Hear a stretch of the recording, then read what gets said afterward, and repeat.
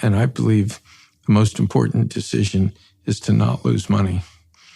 Some people care about the upside. They don't worry much about the downside if they think the upside is great.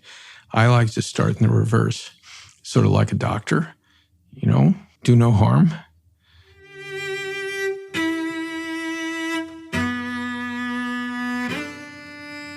Hello and welcome. I'm Shane Parrish, and this is The Knowledge Project, a podcast exploring the ideas, methods, and mental models that help you master the best of what other people have already figured out. As some of you have no doubt already noticed, we've started exploring more diverse subjects. The Knowledge Project aims to explore pretty much everything from science and history to relationships and decision-making, all with the goal of helping you better understand yourself and the world around you so that you can live a more meaningful and conscious life. We truly want to master the best of what other people have already figured out, and that's not limited to one particular domain. You can learn more and stay up to date on new episodes at fs.blog/podcast. Farnham Street puts together a weekly newsletter that I think you'll love. It's called Brain Food, and it comes out every Sunday. Much like this podcast, it's high signal, timeless, and mind expanding. You can read what you're missing at fs.blog/newsletter. Today, I'm speaking with Stephen Schwarzman, the CEO of Blackstone Group, one of the largest private equity firms in the world. This conversation took place in Blackstone's office in New York. We dive into how his high school track coach, Jack Armstrong, taught him enduring lessons that helped him overcome early pitfalls, the one thing the Harvard MBA teaches you, and why he wanted to drop out of Harvard in his first semester, overcoming the early struggles of Blackstone and his divorce, and some of the lessons he's learned about people, running a business, and making better decisions. It's time to listen and learn.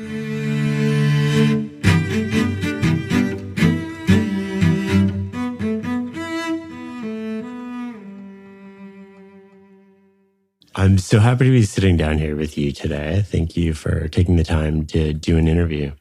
It's my pleasure. I'm wondering what the biggest lessons you learned from your parents were growing up. I learned to always keep trying. I learned that you can't look to anyone else for validation. My parents never congratulated me on anything I ever accomplished. It was just assumed that that's what you were supposed to do. So I sort of got used to that. And I've never done things for external validation as a result. It's just the thing itself. If it feels good to me, if it's worthwhile, if it's something that I've created or done, I have to own it myself. I can't depend on anyone else to tell me that was a good thing. Is that how you are with your kids today? Pretty much. I don't push my children. I've told them what I want is for them to do the best they can do. It's something of their choice. And I want them to be happy. And I think they both are. One of the things that struck me as I was reading your book was the role of Coach Jack Armstrong in your life. Can you expand on that a little bit? Give us some context as to... Yeah, I had a track coach in high school who was a remarkable person. And he won 186 dual meets and lost 4. One of the most amazing records ever. Yeah, he had Olympians, and he was at different school districts, public high school districts. And so you're aware it had nothing to do with the athletes themselves. It was the coach. Because in high school, you don't select your athletes, you're just given them by the nature of where people live. And he was a really lovely man. He would give us workouts to do, not as individuals, as, sprinters got a certain kind of workout, and middle distance and, sort of long distance runners got different workouts. The workouts changed every day, but they were designed to push you to the limit of your capability and endurance. And he was unflappable. He was cheerful. No matter how much pain you were inflicting on yourself, he found that almost amusing because he knew, and you knew, that he was pushing you to the absolute limits of your capability. And as he would say, when you'd run past him in training, he'd say, you have to make deposits in training so that you can make withdrawals for game day. And so as a result of this kind of really intense training, we all look forward to actual track meets because it was so easy. We didn't have to work nearly as hard. And, he had a sense of what it took to motivate adolescents. And we all loved to just play our hearts out for him. How did that feel when you felt like, especially when you first come across that, you're learning where your limits are and you feel like you've passed them. And what was his response to that? He'd obviously seen it before. And, he had almost a wry sense of amusement as to how far you could be pushed and whether you could go through whatever that barrier of pain was that built not character, but built endurance. If you end up competing against somebody who's quite good and you have to go into that extra gear, that extra dimension to just push yourself, you could do that as a result of the entire approach that he took with you as a person and as an athlete. Were any of those 4 losses while you were there? No. And how is that different from Yale? When you went to Yale, you got in with track, like you were doing track there, and you said the coaching was completely different. When I went to Yale, unlike high school where everybody gets out at the same time, at a university, people take different courses. So, of course, you get to the track at different times. And sometimes there are very few people there. Sometimes there were a lot of people there. But you trained as an individual, not as a group. And I found that totally uninteresting. And for what? I already had a bunch of medals. It wasn't doing anything because I couldn't be the best. So I said, I'd rather take my energy and put it into learning at college. And that was a great choice. Was there a moment when you realized you were more competitive than most people? And I've always been like that as a kid. I loved athletics. It didn't matter, what the sport was. Even when I was really young, I always ran faster than everyone. So as a kid, when you don't have skills and all you have is like getting someplace faster, whether it's capture the flag, I always just loved being ahead, just like letting your body do what it could, and the farther you could push it, the faster you went. And I found that very pleasant, actually. One of the things that interested me while I was reading the book is your trajectory from your first job in investment banking, which I think you admitted you basically should have been fired, all the way to today, where you're one of the most respected, well-known CEOs and leaders in the world. Can you walk us a little bit through how you got started in investment banking, what the lessons were that you took away before you went to Harvard and came back and started over again? Yeah, sure. It's a journey, as they say. I got my first job pretty much by accident. It was at a firm called Donaldson, Lufkin, Jennerette, which was sold years later to Credit Suisse, First Boston. And, I had met somebody working at a reunion who was like a grown-up. He was 37. And one of his classmates was one of the 3 founders of DLJ, and I didn't have a job after I graduated, and I didn't even know who this man was, but I'd given him and his children a book that my father used to read to me called Babar the Elephant. And I don't know why I did that. They just looked like a model family at a reunion. It was like a husband and wife and 2 kids, a nuclear family. And I looked at that and I said, geez, that's like a idealized portrait of some type. And I just went out and I didn't have much money. And I bought him Babar and gave him the book. And I think they were just so stunned that a complete stranger who was 21 years old did that. Obviously they thanked me for the book. And he said, what are you doing after you graduate? I said, I have no idea. He said, well, you graduated already. I said, that's right. So I was another desperate undergraduate. So, he sort of took me under his wing and introduced me to 1 or 2 people, one of whom was Bill Donaldson at Donaldson, Lufkin, Jennerette. So I went down for an interview, and I'd only had one other interview in my life in the real world, outside of a university. I was waiting in the lobby, and there were these, sort of great-looking young people, men and women, running through the lobby. They were all excited about what they were doing. And so I went in for my interview with the head of the firm, and he said, why do you want to work here? And I said, I don't even know what you do here. But the people who are a little bit older than me seem so excited that I want to do what they're doing. And he said, that's a good enough reason. So, he sent me around to meet his partners. And then at the end of the day, he asked me what I thought. And I said, what I thought is irrelevant. This is what they thought. I said, they think you're crazy, wasting their time with me. I have no qualifications. So he started laughing. And he said, well, thanks for coming. I'll give you a call. And he called a few days later and offered me a job. That's how I got into the investment business, knowing nothing. I was scheduled at an unknown time in the future to go into the Army Reserve. So this wasn't meant to be a full career. It was probably going to be 6 months to a year before I was called up. And they gave me an office and a secretary. And unfortunately, then somebody stopped by and gave me something to do, which was almost a completely hopeless thing. I didn't even know there was something called stock. I knew there were bonds because in my era, if you were in public school, you bought savings bonds, right? It's like just saving money. And those were U.S. government bonds. I didn't know there were any other securities. Once somebody explained what a stock was, they forgot to explain their other things, like corporate debt and subordinated debt and preferred stock and convertible preferred stock and convertible subordinated debt and all the other warrants and all these other things that I'd never heard of. And so there I was. They gave me a annual report for something called a company called Genesco, and it had all of those things. And I had never seen an annual report. I didn't know there were annual reports.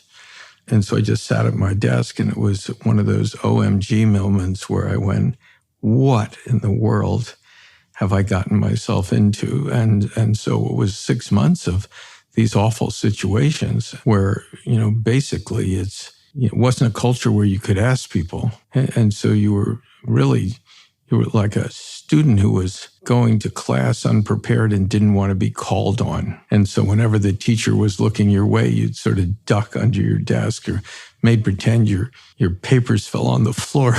Don't make eye contact. No eye contact. And so it was really 6 unbelievable months. And then I was called up for the infantry. So we had an exit lunch, which was sort of astonishing that, the head of the firm would take the time with me. I was like a nobody. And so we went to the little cafeteria.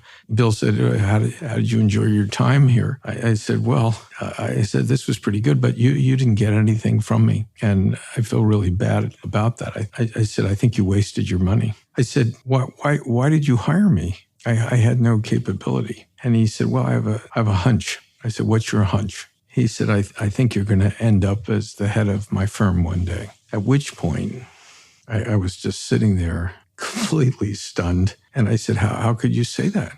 I said, I don't know anything. He said, I just have a feeling. That's why I hired you. So this was 1969, and it's not in my book, but in 1982, Dick Generette, who was the third name, called me over and asked me to be president of DLJ. So it was one of these weird moments. I turned him down because I didn't think I was old enough yet or capable to handle that level of responsibility. So anyhow, after the Army, I went back to Harvard Business School. I had to learn something. I just couldn't show up at places knowing nothing. But you wanted to drop out. You said Harvard had one thing to teach you, and they just kept teaching it over and over. Well, that was different. I thought if I got in, which I did, that, I'd be fine if I went back into the real world doing something. And I found it pretty boring because it was during the Vietnam War when business was unbelievably unpopular. And all the smart kids basically went to the best law schools, whether it was Harvard or Yale, or they went to Harvard Medical. So I was one of the few people who went to business school and in the group of people that I knew. And so it was for the first time in my life, I wasn't around people who were a lot smarter than me. I always had people smarter than me. In high school, at Harvard Business School, that wasn't the case because all those smart people were somewhere else. And so I thought it was odd, first time in my life.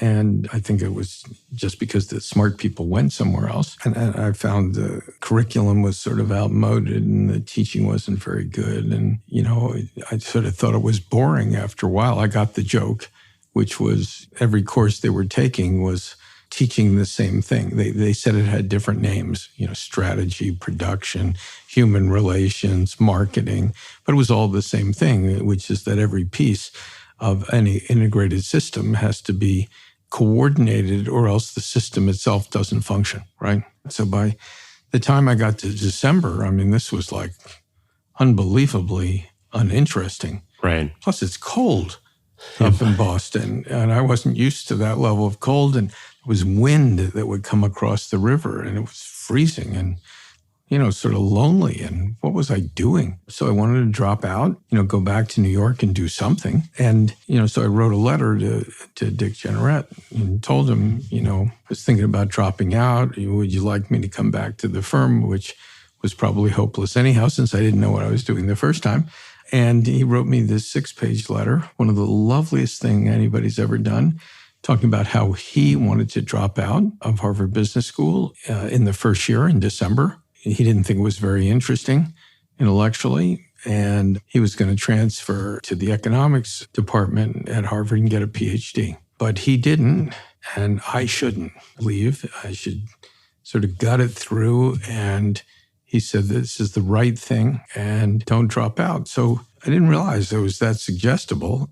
And I sort of finished his letter and I said, well, I guess I shouldn't drop out. And that's how I finished. And you went to work for Lehman Brothers? I went to work at Lehman, which was fantastic. Earned your stripes?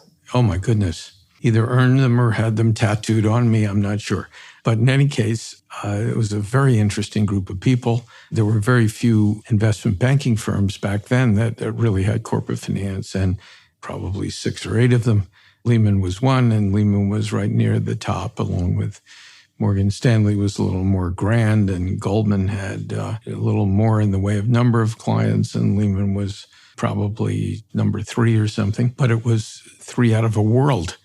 So this was like a wonderful opportunity to learn, and the people at the firm were real characters. It's before the endless line of business school graduates.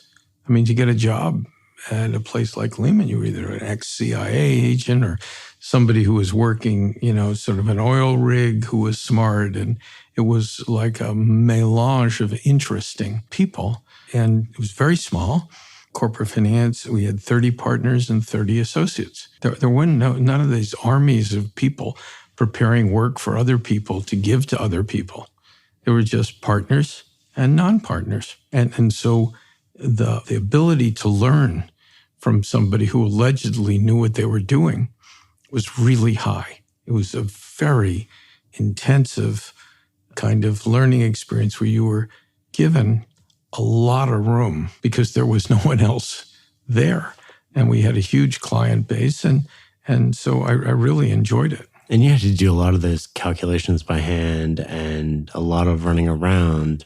Whereas today, it's a lot easier to get information. How do you think that changes how you learn the craft of banking? Or we were almost like in a guild from the Middle Ages. Okay? There were no calculators.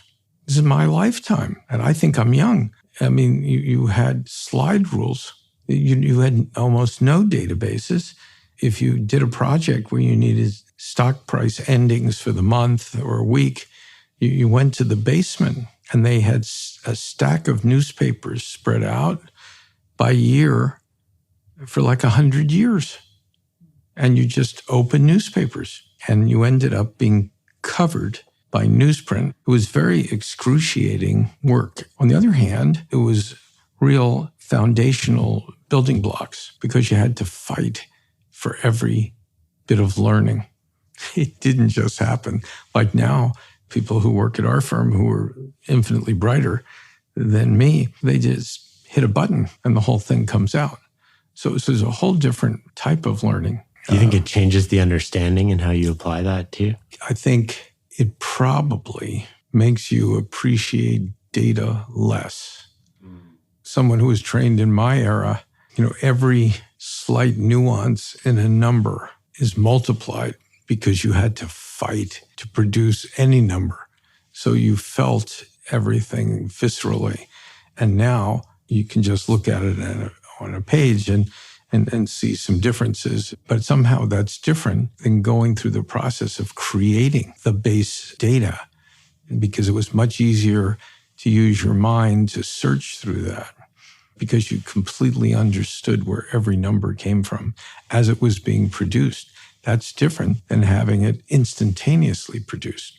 So I can't tell you the full differences, but I know it's different. That's really interesting. You left Lehman after the acquisition by American Express. I sold it to American Express. And then that was because you were running into trouble, right? You had to sell it. The firm ran into trouble because there was people in the trading department exceeded limits on certain type of security, and it ended up that interest rates went the wrong way, and we lost doubly on the trade, and the impact of that on a mark-to-market basis would have gotten close to wiping out the entire firm's equity. And the way financial firms work is that if you have no equity and people have lent you money to support your balance sheet and they realize there's nothing underneath them, then they panic and call their loans, and everyone calls them at the same time, more or less, then the firm collapses.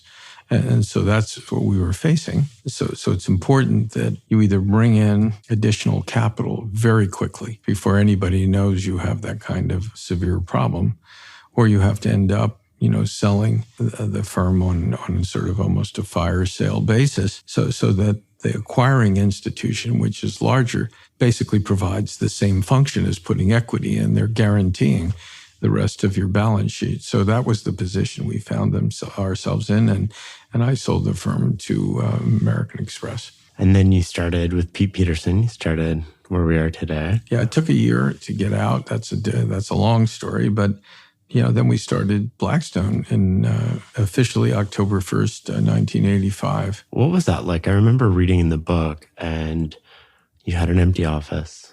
You figured because of your reputations, both of you, the business wouldn't be as hard to drum up as it was. I didn't think it would be hard at all because we were so busy all the time that why should it make a difference if the same two people were at one address versus another? It was the same people with the same capability and brain and ability to understand what was going on. I thought it was like a lot of misguided entrepreneurs. I thought it would be easy. Guess what? All those lessons from Coach Armstrong came in handy. Oh my God. It was horrible. I mean, nobody wanted to hire us. Why did it make a difference? Have you ever thought about what was the actual cause of that? Yes, of course. I thought about it all the time. I thought about it every day. The difference was that there were no M&A boutiques that existed when we set up business. It was all just the big firms, and there were a relatively few of them. So it was in effect a bit of a cartel. But from the user, which were corporations, there was enormous security in dealing with, sort of a Morgan Stanley, Goldman Sachs, Salomon Brothers, First Boston, because they had, 100 years of history. They had prestige. They had other businesses besides M&A that the organization might want to use. And they had global access. And so why make a change for two guys who used to be at one of those places? I sort of in my own mind thought we were still doing equivalent work, because I mistook the fact that, when you leave an established place, apparently that changes people's views of you, not in terms of your capability, but maybe it's not you. Maybe it's just the firm where you're working. But for your own ego-driven reasons, you think it's you working at the firm that creates the business. Well, I learned it was mostly the firm. That's what corporations were looking towards. And so we found ourselves out there on the high wire with no model for corporations to hire two people, with some made-up name to handle their most sensitive issues, even though they turned to those two people for the same type of sensitive work. They just assumed that if you weren't domiciled someplace. So we, without really understanding it, we didn't realize we were establishing a new paradigm in finance, which we were, unfortunately. And it took a while.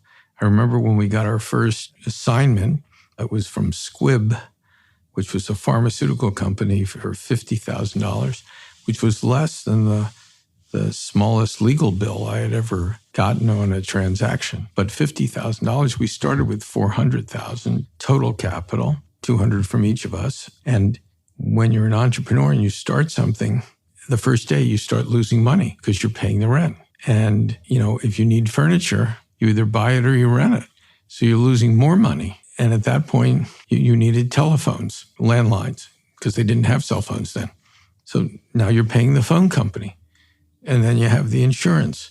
And you couldn't replicate anything without a Xerox machine. And they had rent. Then you realize if you don't get some revenue in here, this rent's going to eat you to death. This really focuses the mind.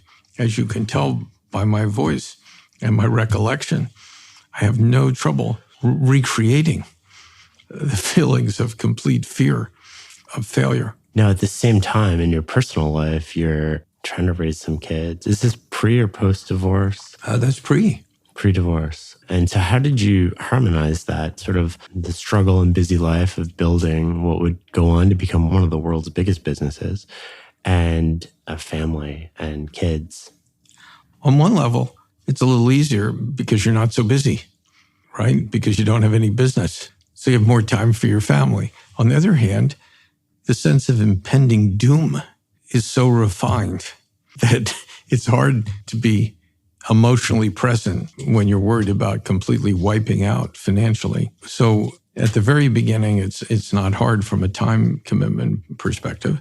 But as you start getting going and you don't have a big staff and you're trying to be successful, it becomes a very all-consuming type of thing. Most entrepreneurial experiences are not leisure time based. I mean, to become successful, particularly with a new concept where you have exceptional competition, you don't survive, let alone thrive, without pouring your heart into it. One of the first deals you guys did was Edgecombe, right? One of the first private equity deals you did. That was after, we started in the advisory business. Then we raised money, which was very, very hard. The first fund was $1 billion, right? First fund's aspiration was $1 billion. We raised $850 and then went back a year later, got another $100 for money in the firm. So I looked at it. We sort of, with two people with no investment capability, raised $950 million when I think the biggest fund in the world was like $1.2 billion of people who were really competent and experienced. And that was based on your track record outside of Blackstone, though. It's based on our track record as human beings. Yeah. They have a name for that in the banking business. They're called character loans. So it's just basically a bet on Peterson, my partner, and me as people who have prevailed in a lot of different situations. So, I remember each one of the investors because we were turned down 17 times for every one yes. And those are live presentations. Those are people looking at you saying, like in Gladiator, the emperor puts his hand up and the thumb's in the air and he just puts it down and you're looking at it. And so we were rejected so many times that, that was almost as bad as no business in the advisory business. So, we finally managed to raise all the money, had our final legal papers in one day before the Black Monday crash in 1987. If we would have waited, I think the thing just would have all fallen apart. I have a good sense of timing. I was just so nervous that the person who was working with me, we had one employee, a woman we had hired from Goldman Sachs, and she was working on the closing. And, I'd go into her office every 10 minutes. I'm sure I was beyond annoying. And she subsequently quit investment banking and became a psychologist, got a PhD doing therapy. So I guess, that gives you some idea of the intensity of the experience.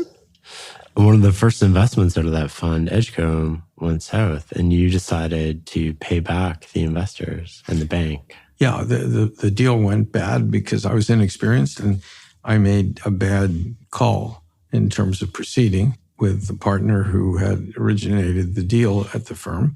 And one of the other partners said he thought the deal was terrible and, we'd go bankrupt. And I evaluated it and, I didn't deserve a C or a D. I deserved an F. And I went with the first partner and the thing got in trouble. And, then I was really concerned because it was so early in the firm's history. And, so we put more money in to try and save the deal. Then I realized, oh my gosh, we're going to lose the new money as well as the old money. And we managed to do some things to preserve that second capital that was in. But we never had, in our whole first fund, ever lost any money for any bank.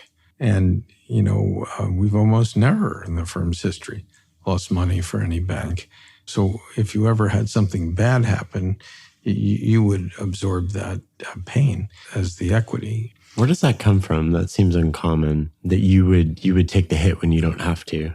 In some cases, the way that you structure an entity, it'd be non-recourse to you, but you would make sure that it would be paid. It's sort of like a moral obligation. Somebody trusted you. And if that trust was misplaced, I always felt we should wear it, not the person who trusted us or me. They were just doing what I asked. And so this is my problem, not theirs. What were some of in the immediate aftermath of sort of realizing that you had made a mistake? What were some of the structural changes that you implemented? We made some huge structural changes, which basically has helped make the firm what it is today. And I realized I wasn't some kind of investment genius. Would have been nice if that was the case, but, it wasn't.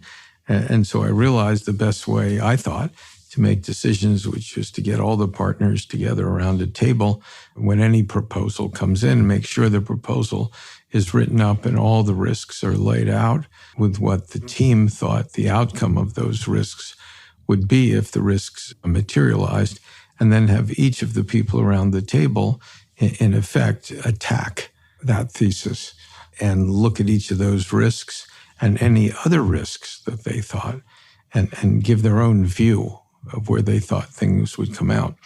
And if you go around a whole table like that, instead of just having the one great person interrogate the team, you'll find that everybody at that table is pretty smart, or else they shouldn't be at the table. And you'll learn more about the risks than one person, doing it with everybody else as an unpaid audience.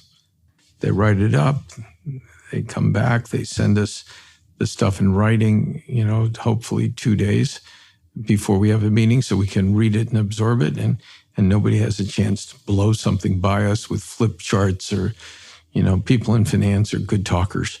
And so they'll con you, not because they think they're doing something wrong. They think they're doing something right, and they're just trying to con themselves almost. Yes, they con themselves. And so our job is to protect our investors and protect the firm.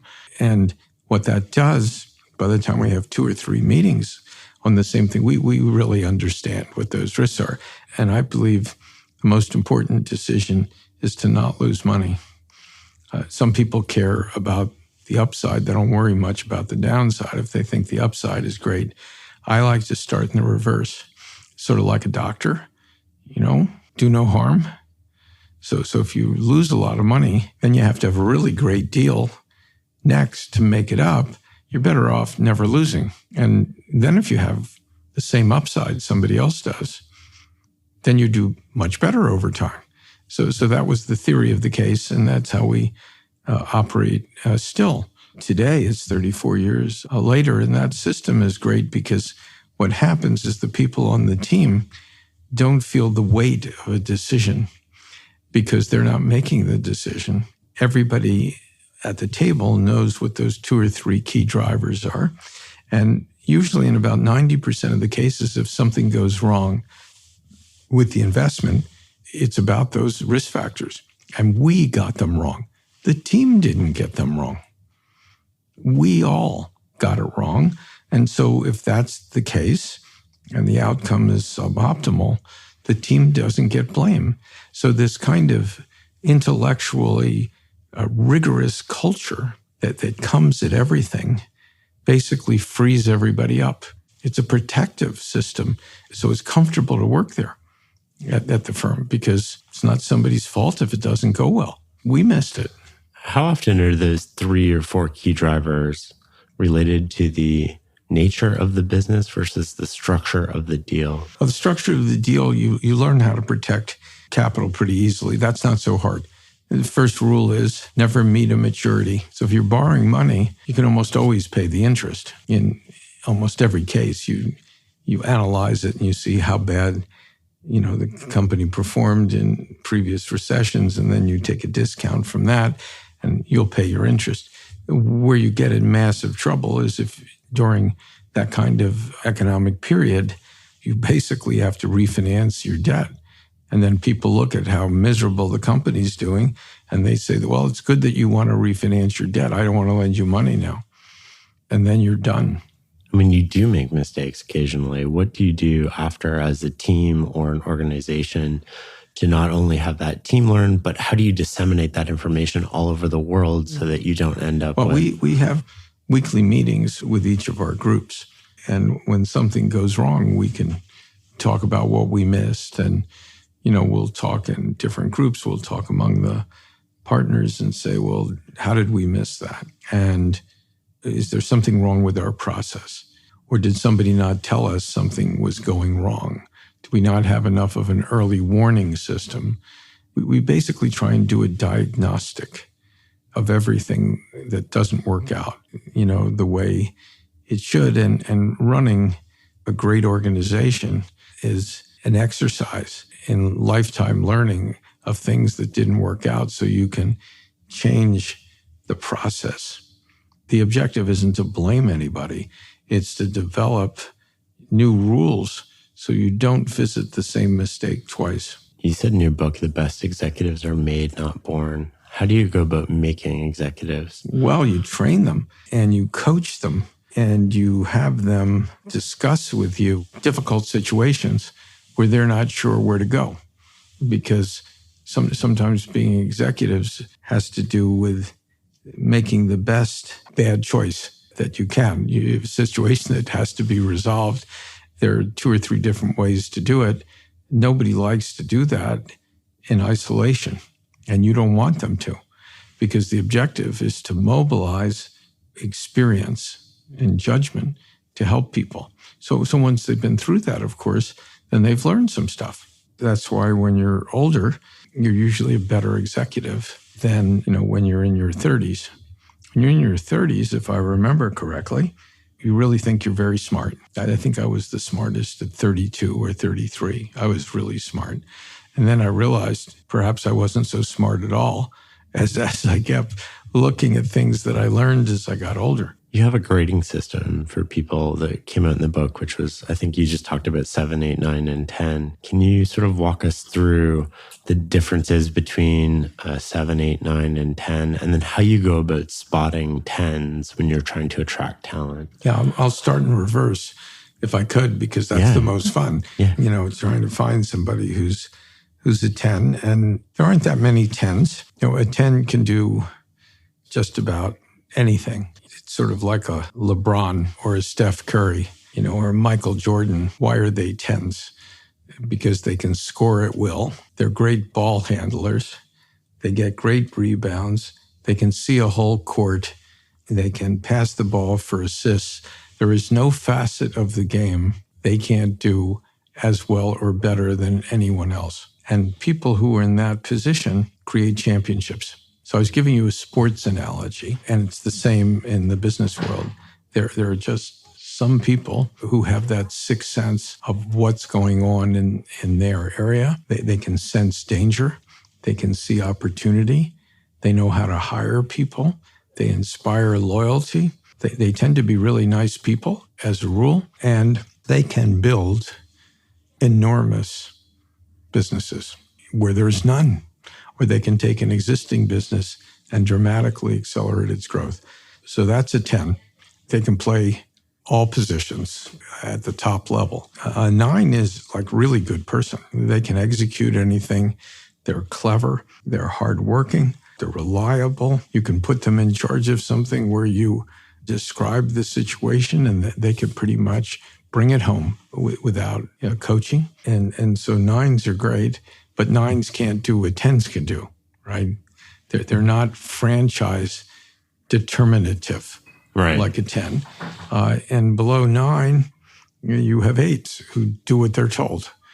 And then 7s you don't want, and there are no numbers below that. What do you do when you find yourself with 7s? Do you try to develop them? At what point do you decide that, okay, we've put enough into this and we have to sort of cut bait here? And it's always a tough decision because the individual in that zone is serviceable, but they need supervision, and they're not going to develop after you make a decision that you've tried to help the person develop. They won't develop beyond their capability range. And in certain functions, they may have a place, but not many of them, because we're in a high performance area. It's just like a sports team. I mean, you can be the Patriots or you can be the Jets, right? So the Jets have a bunch of 7s, and the Patriots have a quarterback who's a 10. They've got some receivers who are 9. They have a line, that's probably 8.5 to 9. They win, right? So you know what the outcome is if you want to staff with 7s. And, we have a very detailed evaluative process. And if somebody really needs to have that spot who can play better, then, we try and help the person, find a job somewhere else. You never terminate somebody because it's not fair. In other words, they're there because you asked them to be. right. And so the mistake is yours, right? It's interesting that some people like that who are 7s at our place could be an 8 to 9 in a different business area, because we don't hire people who are not capable. They just might not be as good for us. And so if you help them get another position and their life works out well, then ironically, they're sort of grateful because they know they're a 7. What are some of the things that you know now about being CEO that you didn't know when you started? Oh my God. You don't have enough time for this interview because I was just terrible when I started out. And I was sort of treating people like they were deals. And deals, they're mostly a zero-sum game. You mean if you're negotiating something and you get more money for your team, that means the other side gets less. So my biggest fall short, because I really was more of a deal person and not really trained as a manager. Sometimes you'd have problems with people. You knew what the right answer was, but if you went ahead and implemented that, you could blow up a whole part of your business because other people become destabilized. So I learned that figuring out what to do wasn't hard, but how to do it and what kind of time frame to have and what sequencing to have was a learned behavior. That's good if you sort of have a partner or someone you can talk to where you can describe a situation and say, how would you handle it? You're older, you're more experienced here. And then they'll usually say, well, what were you thinking of doing? And then you'll tell them and they'll say, nope, that's not the right way to do it. You're jamming this thing. You're going to alienate not just that person, but, a bunch of other people. Don't do that. Try it this way. It's a learning experience. And after you have that coaching in that situation, you then, when you see a situation like that again, you know a lot better how to handle it than the first time. What are some of the other lessons that stand out that you wish you could go back and tell your younger self right now? Oh my God.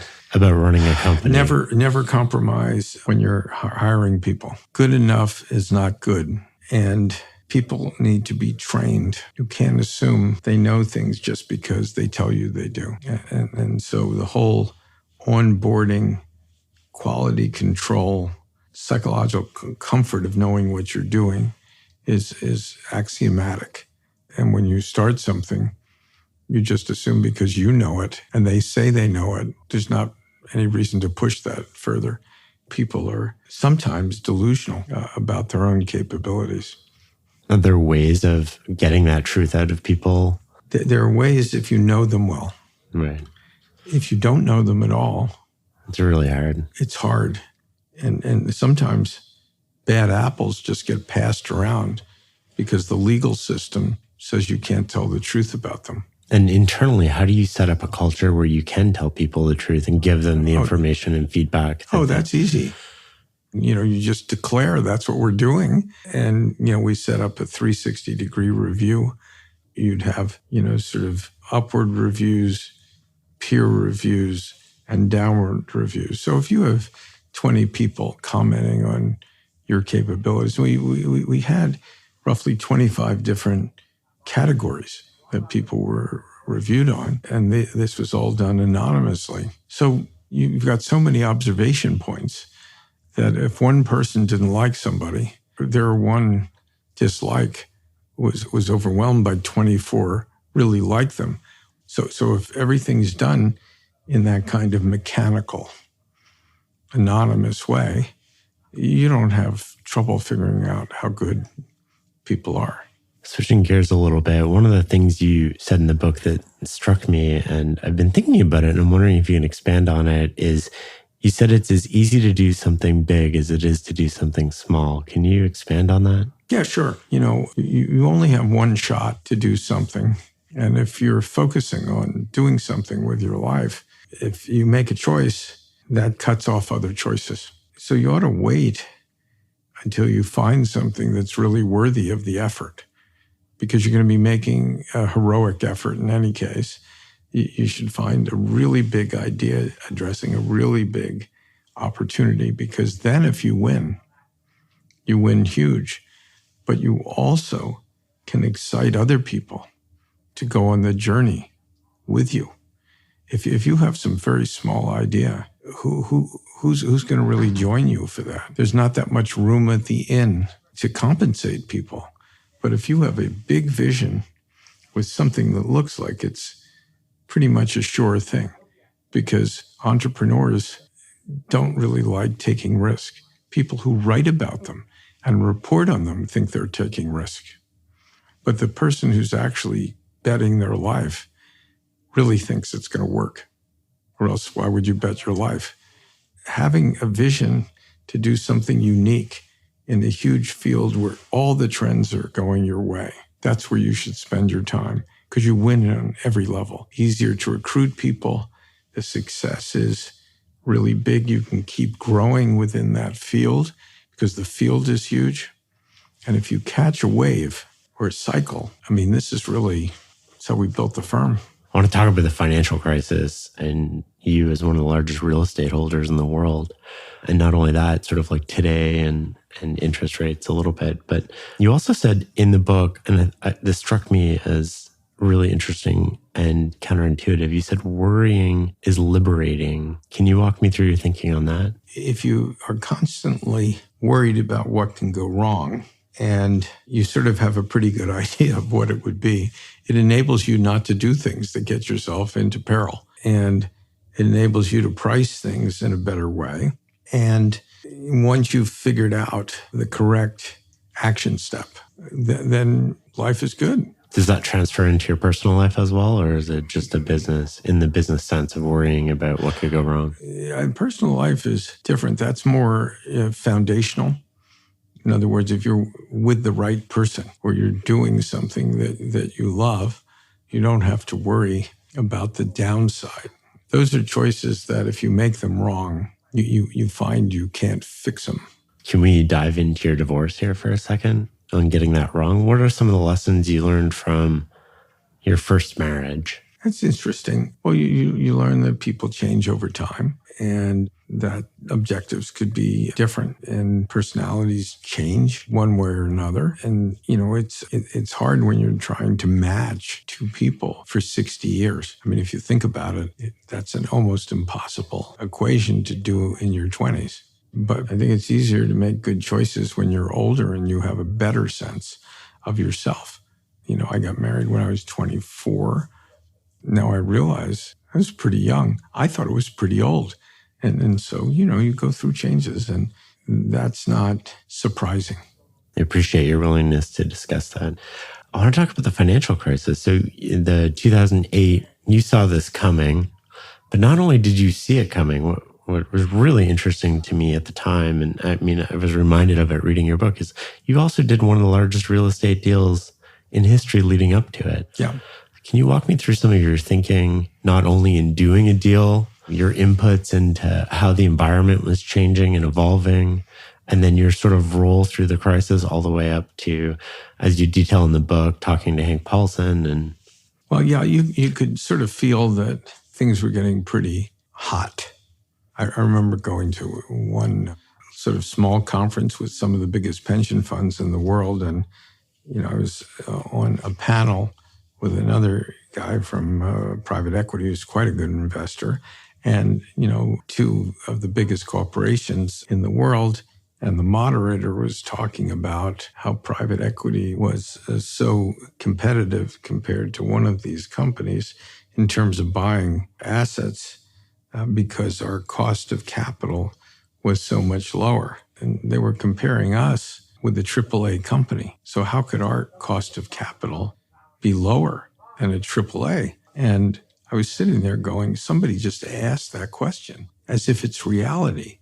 And it clearly can't be true. And so there were like crazy things that were going on. And you can usually identify these types of situations that investors who basically lend you money decide they don't like any cash interest back. Usually people lend you money to, you pay interest to them. But, you started developing securities where you didn't have to pay interest for 5 years. And then you could pay it in more bonds if you didn't have any cash.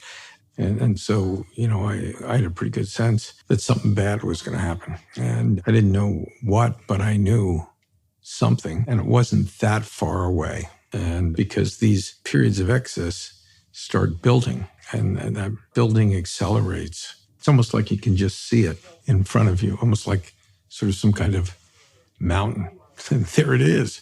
And so we happened to buy one or two large things in the face of that, but it wasn't without knowledge that those bad things were going to happen. And we bought it. One was Hilton Hotel Group, and the other was something called Equity Office Properties, EOP, which was the largest office building group in the world. And we did each of them for a particular reason. The assemblage of assets in EOP was like unrivaled. So we bought and sold $70 billion of properties in 1 month. The most anybody ever had sold in a year was like bought and sold 10. So this was like a complete out-of-body experience. We just sold the last property in the last month or two. We made 3.2 times profit on that 10 billion. If we had held all of it, we probably would have been buried. So we had a way of making it conservative. And in Hilton, we knew they were running like 4 separate headquarters, and they hadn't expanded outside the United States in 20 years. And there was huge demand to do that. And you could do it in that type of business, putting up no capital. So we knew there was $500 million of savings by just consolidating the operations. And then there was another $500 million of profit we didn't have to invest anything for to get. So we had $1 billion in our pocket the day we bought the asset, and everybody thought we paid a high price. And, the company did well for, about 1.25 years before the financial crisis. And then it went down, but it was always safe because we had that extra $1 billion. And, so we didn't have any concern about that. People just looked at us and said, what are they doing? And the answer is we knew exactly what we were doing. And that deal turned out to be the biggest profit in private equity history. And I just read some articles somebody wrote, which makes you wonder, who said we were completely irresponsible doing that. because journalists can say anything they feel like. But that was completely untrue. That's why we made $12 billion. We knew exactly what we were doing. What was it like on Wall Street running one of the largest asset management companies in the world during the financial crisis? Well, that was very interesting intellectually, right?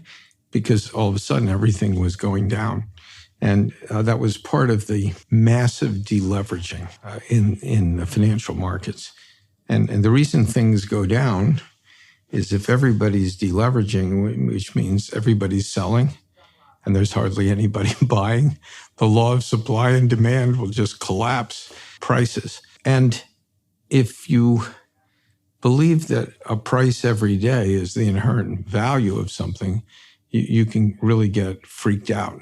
If you're people like us who apparently have a stunted emotional life, you just look at it and say, geez, there are like 4 sellers for every buyer. So that means that all financial assets are basically going to collapse. But so what? That's just temporary. And those will all turn around when the financial system normalizes, which is what happened. But the average stock of a financial company, bank, money manager, didn't matter, during the financial crisis went down 85%. So if you've ever been involved with something that went down 85%, you would not be a particularly happy camper. Blackstone's always been an outperformer, so we went down 90%.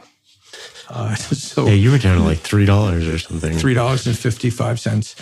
And the other day we were 54. As my brother said to me, he said, Steve, you never seem to be very concerned about it. I said I wasn't. We had gone public. We had billions of dollars of cash. There was nothing we could do to stop the global deleveraging. I didn't believe it was anything that had to do with us in particular. And I was quite sure we could, without any risk, survive through this awful period. And so, you can't get emotionally tied up in it because you didn't have anything to do with it. And we got through that period. And since that period, the regulators basically shrunk permanently the financial system to increase the equity to total asset ratio of the major financial institutions, whether those were banks or insurance companies. So finance total assets were shrinking, one, because of losses, but secondly, the only way you can increase your equity to total assets, you either earn money and keep it and build up your equity, or you do an equity offering. Nobody wanted to buy equity in these miserable companies, or you shrink the size of the company, and then the exact same equity is a bigger percent. So everybody was shrinking. At Blackstone, we ended up growing 6 times in 11 years, 6 times. So we were completely counter indicator, and that's taken our market value up from, I guess it was $4 billion or something at the bottom to 60. So 60 is a lot higher than 4, but we still run the company in the exact same way with the same values. We've just become more popular because the type of investing we do makes about double the stock market.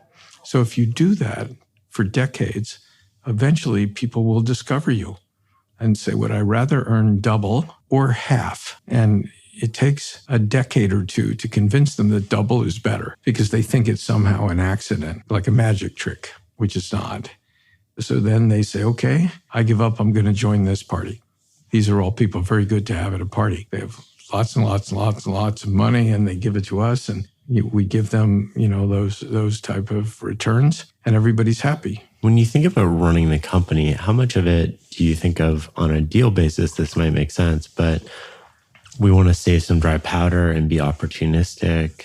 Like, how do you factor? Well, the way you look at it is what you're doing sound and safe, and is that going to work? And when you can find things like that, you do them, whether you do them at the bottom of a cycle or the middle of a cycle or nearer the top of the cycle. You always have to know where you are in the cycle. So if you're near the top, this thing's got it's got a lot to prove to deploy that money. It's got to have just a rip-roaring, wonderful set of momentum thesis. So it'll power through a downturn. And the price creation net of other things, has to be safe by historic standards, not the standard of the day. We always look at almost every asset class in terms of its cyclicality. Where is it? And what burden does that place on you to be more conservative than at a different stage? When you're looking at things through a historic lens, how do you factor in things that might not have happened before or infrequently, such as like negative interest rates? I never worried about negative interest rates other than the fact we're there, and I think it's like a terrible thing. But if you think a country or a geographic area is going to slow, then interest rates are going to be lower. You don't know how much lower, but you know where they're going. Sometimes just a general direction is important to avoid messes.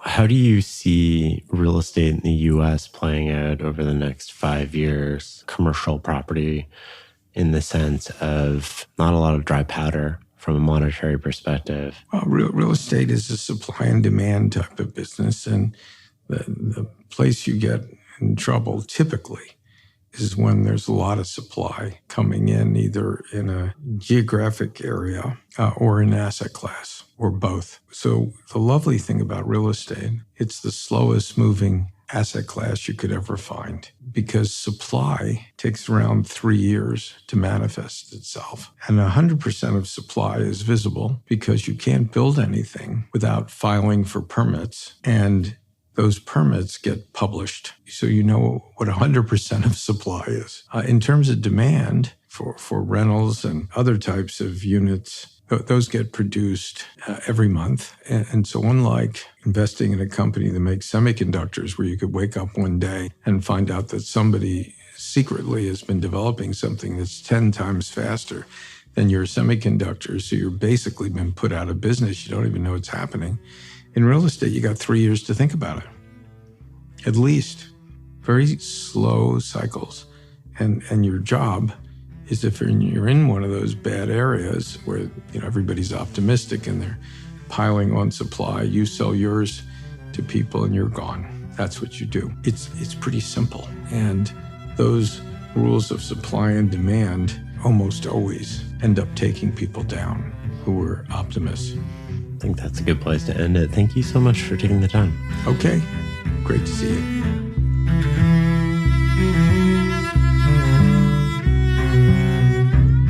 The Knowledge Project is produced in collaboration with Jason Oberholzer and the team at Charts and Leisure. You can find show notes on this episode as well as every other episode at fs.blog/podcast. If you find this episode valuable, share it on social media and leave a review. To support the podcast, go to fs.blog/membership and join our learning community. You'll get hand-edited transcripts of all the podcasts and so much more. Thank you for listening.